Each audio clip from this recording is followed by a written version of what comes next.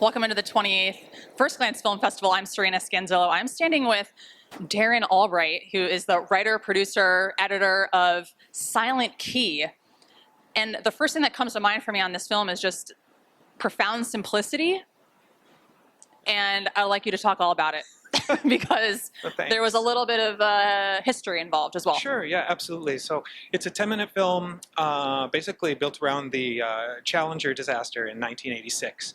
And the impetus for the song is actually, or for the movie, is actually a song that's written by a British songwriter named Frank Turner. Oh, right. Okay, and the song Silent Key, which sort of sets up the scenario of intercepting Krista McAuliffe's last transmission.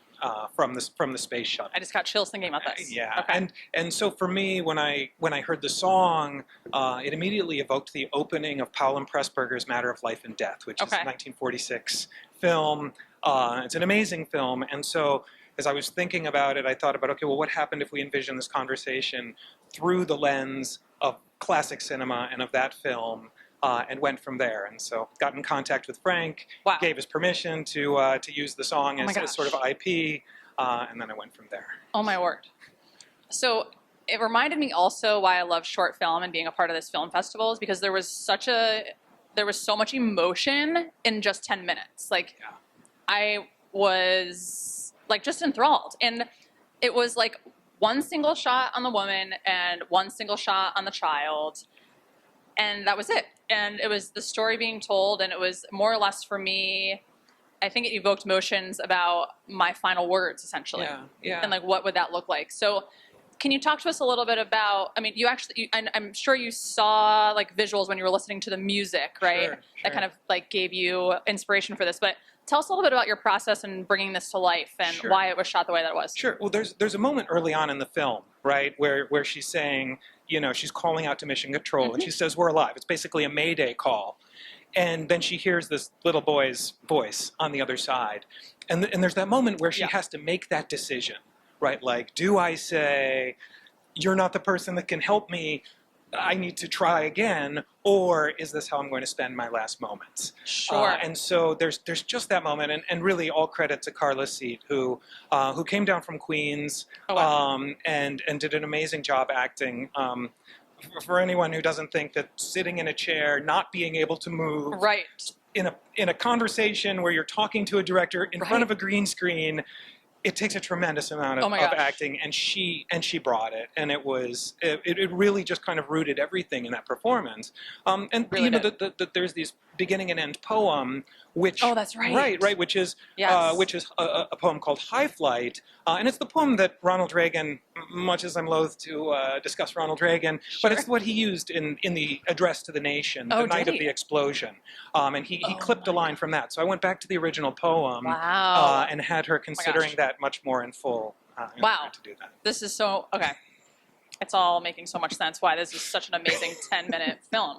So if I'm an inspiring filmmaker, you know, watching this film, wanting to take the first steps, pushing my film and thoughts forward, what would you tell them in terms of just do it, get out there? Well, sad secret, not sad secret.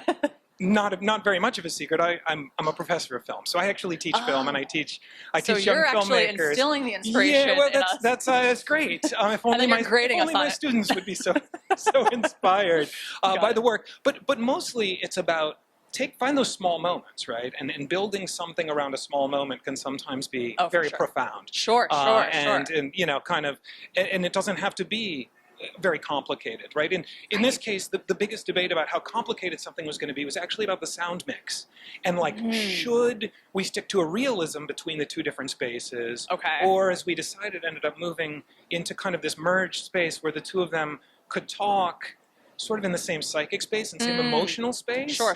Right? And so, like, for every film, it kind of requires its own voice and its own set of choices. Because in another film, reality may have been the way to go. And so kind of when I'm talking to students or a young filmmaker, right, it's about, like, you have that idea, pursue it. There's not a right way of doing it. And just work to find the little things that can kind of bring those moments to life. I love this. So are you local to Philadelphia, and is this your first film festival with FirstGlance? This is the first film festival with FirstGlance. Yeah. Okay. I actually teach at St. Joseph's University. Oh, no way. Yeah. I actually almost went there. You could have been Well, I could have been a there, filmmaker. there you go. No, that's very cool. Yeah, so I am local. Okay. And and it's been a while since I've been out on festivals. Oh, really? Okay. So So I had this isn't your first? no, I had a feature film that wow. that opened at New Directors New Films in 2011. It was wow. it was an international feature in half languages from Ghana, and it was shot in Ghana. Oh, and, wow. And so we kind of took that around for quite some time. That's amazing. Yeah. Well, you're a wealth of knowledge, an incredible film, Silent Key, must watch. So much to learn from you. Thanks so much for sharing today. Thank you so much.